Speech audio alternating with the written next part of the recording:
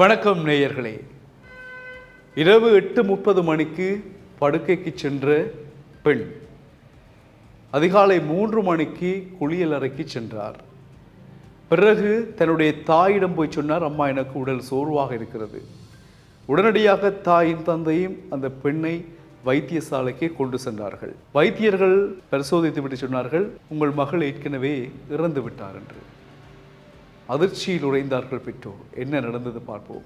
இலங்கையின் கம்பஹா மாவட்டத்தில் நெட்டம்புவ பிரதேசத்தில் உள்ள தனியார் வங்கி ஒன்றில் பணிபுரிகின்ற 21 வயதான செனாலி ராஜபக்ஷ என்கின்ற பெண் என்ன செய்தார்?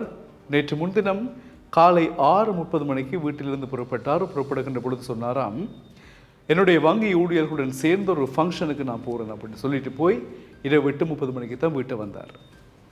வீட்டை வந்து தூங்கிட்டார். அதிகாலை 3 மணிக்கு அவர் குளியல் அறைக்கு போவதை தாய் பார்த்திருக்கிறார். ஓகே, போயிட்டு வந்து தான் சொல்லியிருக்கிறார், மாட்டேன் எனக்கு உடம்பெல்லாம் ஒரு மாதிரி இருக்குது, சோர்வாக இருக்குது. அதுக்கு பிறகுதான் ஹாஸ்பிட்டலுக்கு கொண்டு போய் அங்கே பார்க்கக்குள்ள மகள் ஏற்கனவே இறந்துட்டான்னு சொல்லி, வார வழியிலே இறந்துட்டான்னு சொல்லி மருத்துவர்கள் சொல்லியிருக்கின்றார்கள்.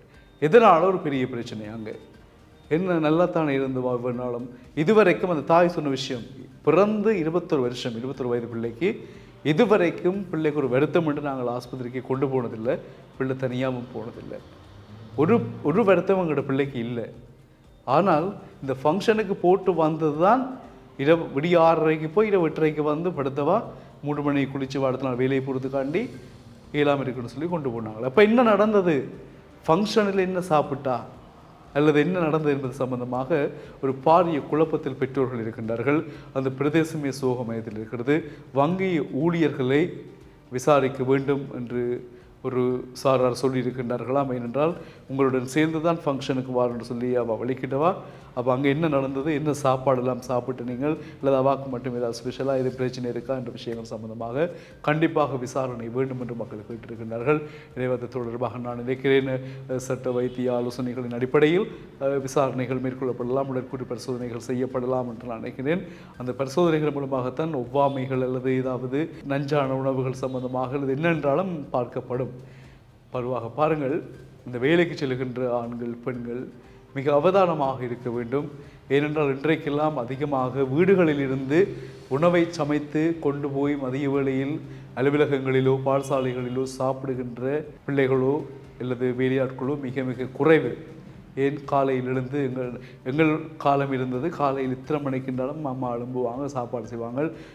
இப்போ என்னாலும் வைஃப் எழும்புவாங்க, சாப்பாடு செய்வாங்க, கொண்டு வந்து சாப்பிடுவோம், விஷயம் முடிவு. ஆனால் எல்லோரும் அப்படி அல்ல. ஏன் இப்போ எழும்புறதே 6 மணி 7 மணிக்கு அப்படியே நாங்கள் வலிக்கிட்டு வேலைக்கு வரதும் ஸ்கூலுக்கு போகிறதும் இருக்குது. இப்போ இந்த நேரத்தில் வந்து நாங்கள் சாப்பாட்டுக்காக பொதுவாக நம்பியுள்ளது வீதியோரங்களில் உள்ள கடைகள், ஹோட்டல்கள், சின்ன சின்ன கடைகள் எல்லாம். இப்போ அங்கே என்ன மாதிரி உணவு தயார் செய்யப்படுது, ஹோட்டல் உணவுகள் ஆர்டர் செய்து எடுக்கக்குள்ள எப்படி வருது, பார்க்குறதுக்கு எல்லாமே நல்லா இருக்கும். ஆனால் சில வேளைகளில் பாருங்கள் என்ன நடந்ததுன்னு தெரியாமல் அது உணவு பிரச்சனையாக வருது, பிரச்சனையாக என்னென்னு சொல்லி இன்னொன்று தெரியலை. அப்போ முதல் நாங்கள் உணவிலிருந்து ஆரம்பிக்க வேண்டும். என்னென்னு சொன்னால் எங்களுடைய ஒரு மனிதனுடைய அடிப்படை தேவை என்பது முதலில் ஆரம்பிக்கப்படுகிறது உணவிலிருந்து தான்.